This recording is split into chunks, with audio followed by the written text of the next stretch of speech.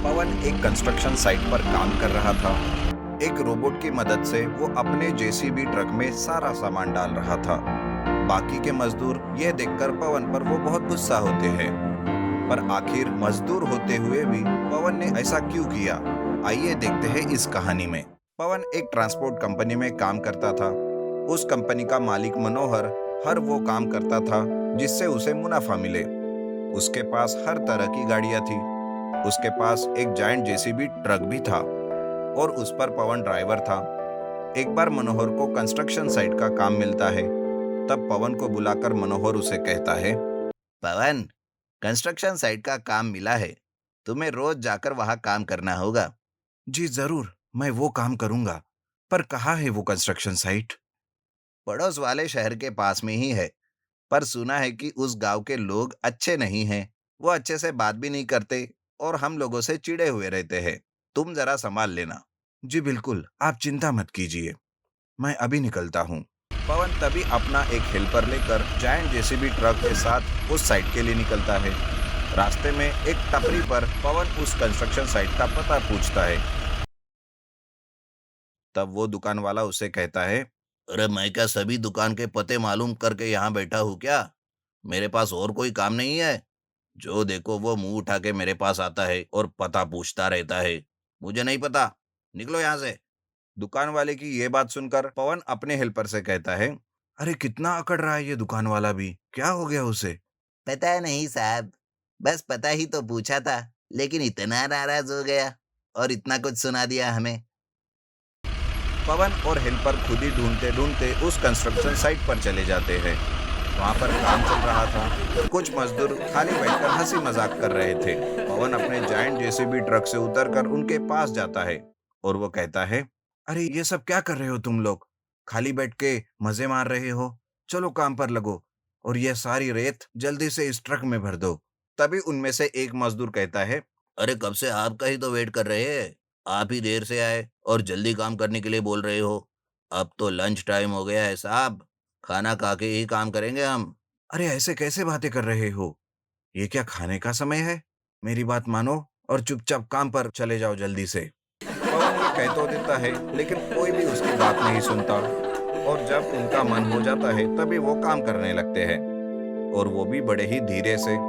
पवन अपने हेल्पर से कहता है, अरे लगता है इस गांव के सारे लोग अकड़ू है। कोई भी सीधे मुंह बात नहीं कर रहा है, बस अपनी अपनी अकड़ दिखा रहे हैं। इस तरह पवन उन्हें बार बार समझाने लगता है लेकिन कोई भी पवन की एक भी बात नहीं मानता, जिस वजह से पवन का काम वक्त पर नहीं होता। ये सारी बात जब मनोहर को पता चलती है तब मनोहर पवन से कहता है, अरे पवन, ये क्या कर रहे हो? काम समय पे पूरा क्यों नहीं कर रहे? इसीलिए भेजा था कि तुम्हें वहां पे। सर ये मजदूर लोग मेरी बात ही नहीं सुनते, ठीक से काम ही नहीं कर रहे, इसलिए देरी हो जा रही है। आप ही बताइए मैं क्या करूं? अरे ये सब मुझे नहीं पता। ये तुम्हारा काम है कि उनसे काम कैसे कराना है। फालतू की बकवास मत करो मेरे साथ। और नहीं हो रहा है काम तो बोल दो, मैं दूसरे किसी को रखता हूँ वहां पे काम करने के लिए। ये सुनकर पवन बड़ा परेशान हो जाता है। उसे समझ में नहीं आता कि क्या किया जाए। तब उसका दोस्त सूरज उससे मिलता है। पवन को परेशान देखकर वो कहता है, अरे पवन, क्या बात है? क्यों इतना परेशान हो? पवन सूरज को सारी बात बता देता है। उसकी ये परेशानी देखकर सूरज कहता है, मेरे पास इसका एक हल है, जिससे तुम्हारा काम भी होगा और उन मजदूरों को सबक भी मिलेगा। क्या हल है? जल्दी बता यार, मेरी जान निकली जा रही है। मेरे पास एक कार रोबोट है, जो तुम्हारा काम कुछ ही पलों में कर देगा। क्या बात कर रहे हो दोस्त? तुमने तो मेरा काम ही आसान कर दिया। जल्दी बताओ और वो रोबोट लेकर आ जाओ। दूसरे दिन ही पवन कंस्ट्रक्शन साइट पर आता है। पवन का दोस्त सूरज भी अपने कार रोबोट को वहां लेकर आता है। पवन पहले मजदूरों से काम करने के लिए कहता है, पर वो मजदूर पवन की एक भी बात नहीं सुनते। तब पवन अपने दोस्त की मदद लेता है और सूरज अपनी कार को रोबोट में बदल देता है और जायंट जेसीबी ट्रक में रेत डालने का काम उस रोबोट से करवाने लगता है। रोबोट भी देखते ही देखते सारा काम चुटकियों में खत्म कर देता है।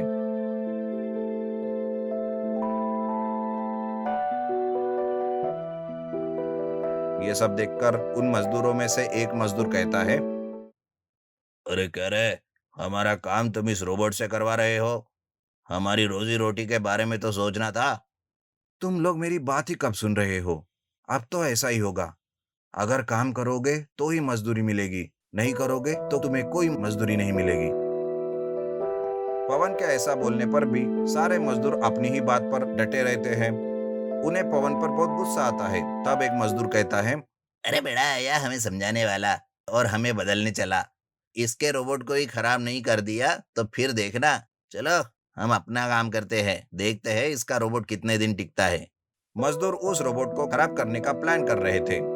एक दिन पवन का दोस्त सूरज किसी काम से कंस्ट्रक्शन साइट पर आता ही नहीं और बस अपना कार रोबोट भेज देता है और पवन को उस रोबोट को ऑपरेट करने की सारी जानकारी दे देता है।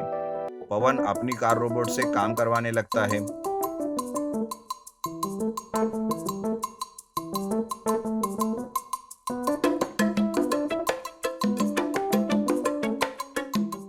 लंच टाइम के वक्त पवन अपना काम बंद करके खाना खाने लगता है।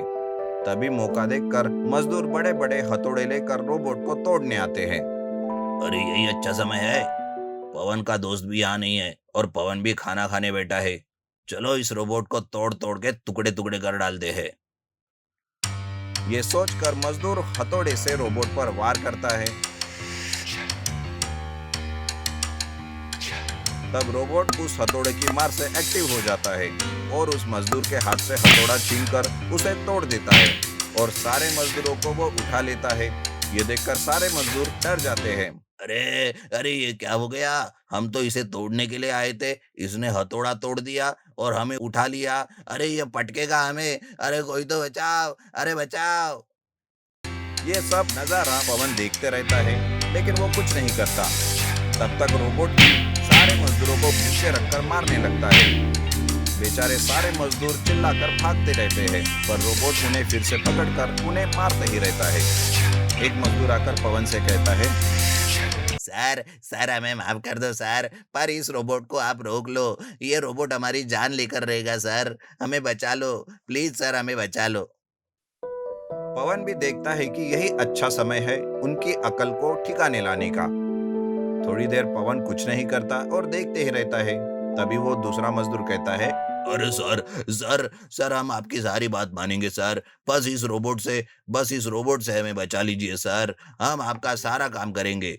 ये सुनते ही पवन रोबोट के पास जाता है और उसमें लगा हुआ एक बटन वो ऑफ कर देता है। रोबोट भी इनएक्टिव हो जाता है और मजदूर राहत की सांस लेते हैं और सारे मजदूर पवन से माफी मांगकर वक्त पर काम करके देंगे ऐसा वादा करते हैं। उस दिन से सारे मजदूर अच्छे से काम करने लगते हैं। इस तरह से पवन अपनी कार रोबोट से उन मजदूरों की अकल ठिकाने लाता है।